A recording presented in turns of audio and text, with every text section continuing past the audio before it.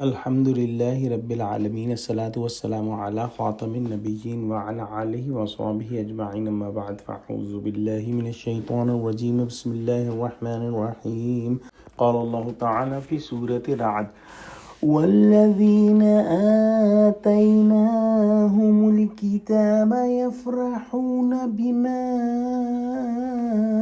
انزل الیک ومن الاحزاب من ينكر بعده قل إنما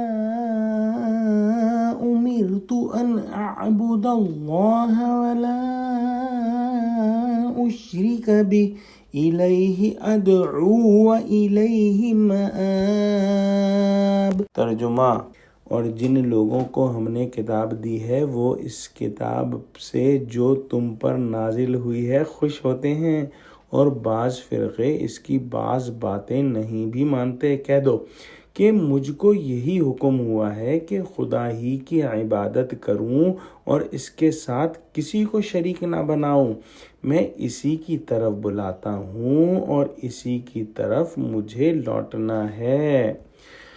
اللہ سبحانہ و تعالی نے آپ صلی اللہ علیہ وآلہ وسلم کے توسط سے مسلمانوں کو قرآن مجید عطا فرمایا، اور اس سے پہلے کی کتابیں یعنی تورات اور انجیل وغیرہ بھی اللہ سبحانہ و تعالی نے ہی نازل فرمائی تھیں۔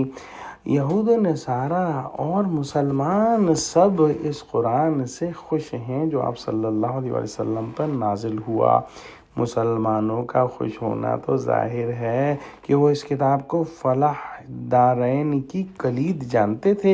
باقی یہود و نصارہ میں جو لوگ اہل علم اور انصاف فی الجملہ حق پرست تھے، ان کے لیے بھی ایک طرح مسرت کا موقع تھا، کیونکہ وہ دیکھتے تھے کہ قرآن کریم کیسی فراغ دلی سے ان کی اصل کتابوں کی تصدیق کرتا ہے اور ان کے انبیاء کی تعریف اور تعظیم رطب اللسان ہے، بلکہ سچے احبار اور رہبان کے وجود کو بھی معرض مدح میں پیش کرتا ہے۔ اور یہود و نصارہ نے اپنی کتابوں میں جو پیشن گوئیاں تھیں نبی پاک صلی اللہ علیہ وآلہ وسلم اور آخری کتاب کی، ان کو بھی پا لیا تھا۔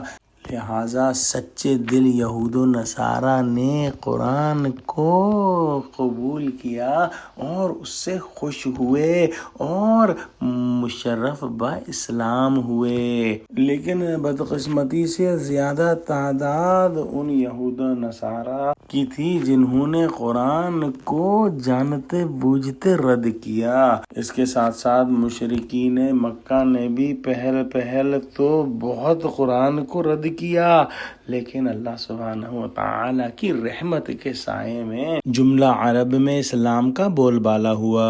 آپ صلی اللہ علیہ وآلہ وسلم کو حکم دیا گیا کہ کوئی خوش ہو یا کوئی ناخوش ہو، آپ کہہ دیجئے کہ میں تو اسی خدائے واحد لا شریک لہ کی بندگی کرتا ہوں جس کو سب انبیاء اور ملل بالاتفاق مانتے چلے آئے ہیں۔